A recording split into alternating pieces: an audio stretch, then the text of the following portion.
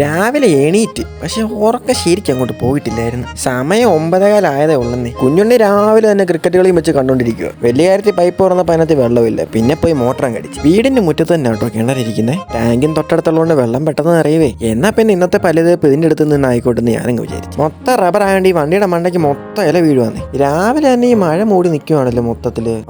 ബലേബേഷ് അടുപ്പി വെക്കാൻ വിറക് കയറുപോയി. വിറക് പറക്കാൻ താല്പര്യമില്ലെങ്കിലും ഉച്ചയ്ക്ക് കഞ്ഞി കുടിക്കണമെങ്കിൽ വിറക് പറക്കിയേ പറ്റത്തുള്ളൂ. ഡോയിൽ അവിടെ കേട്ടോ വിറകിരിക്കുന്നത്. പിന്നെ ഒരു ചാക്കും പിടിച്ച് ഞാൻ അങ്ങോട്ടങ്ങ് ഇറങ്ങി. എന്തോ ഭാഗ്യത്തിനകത്ത് പാമ്പൊന്നും ഇല്ലായിരുന്നു. വിറകെല്ലാം വലുതാ. ഇനി ചെറുത് തപ്പി കണ്ടുപിടിക്കണമല്ലോ. ചെറുതില്ലാത്തോണ്ട് വലുതെല്ലാം അങ്ങനെ പറക്കി കൂട്ടി. സക്സസ്ഫുള്ളി നമ്മളത് മൂലയ്ക്ക് കൊണ്ടുവച്ചു കേട്ടാ. കുഞ്ഞുണ്ണിയാണെങ്കിൽ ഏജ് എല്ലാം എടുത്ത് വണ്ടിയെ കയറ്റില്ല. അല്ല വേറൊന്നും അല്ല, നമ്മൾ തിരിച്ച് മുണ്ടക്കാൻ പോവാണേ. വല്യമ്മയാണെങ്കിൽ നമ്മൾ പോകുന്നതിന്റെ ഒരു ഇതിൽ ഇങ്ങനെ അങ്ങ് നിൽക്കുക. എന്തായാലും പോയല്ലേ പറ്റത്തുള്ളൂ. റാന്നി ആയപ്പോഴത്തേക്ക് തന്നെ നല്ല രീതിക്ക് തിരക്കുണ്ടായിരുന്നു കേട്ടോ. ന്യൂ ഇയറിന്റെ പിറ്റേ ദിവസം ആയതുകൊണ്ട് ന്യൂ ഇയറിനിട്ട് ലൈറ്റൊക്കെ ഇപ്പോഴും പാലത്തേക്കാണെന്ന് വിചാരിച്ചിരുന്ന ഞാനാണെങ്കിൽ ചമ്മിപ്പോയെന്നേ. വീട്ടിൽ എത്താൻ ലേറ്റ് ആവുന്നതുകൊണ്ട് എന്തായാലും തട്ടുകടയ്ക്ക് ഒരു ഫുഡൊക്കെ അങ്ങ് വാങ്ങിച്ചു. 8:30 ആയപ്പോഴത്തേക്ക് നമ്മൾ വീട്ടിൽ എത്തി. പിന്നെ കുറച്ചു നേരം സുജിപ്പത്തന്റെ വീഡിയോ കണ്ട് അങ്ങനെ അങ്ങിരുന്നു. അല്ലെങ്കിലും പുള്ളിയുടെ വ്ളോഗ് കാണാൻ അത് വേറൊരു രസം തന്നെയാണ് കേട്ടോ. എന്നാൽ പിന്നെ നമുക്കിനി നാളെ കാണാം. ശരി എന്നാ.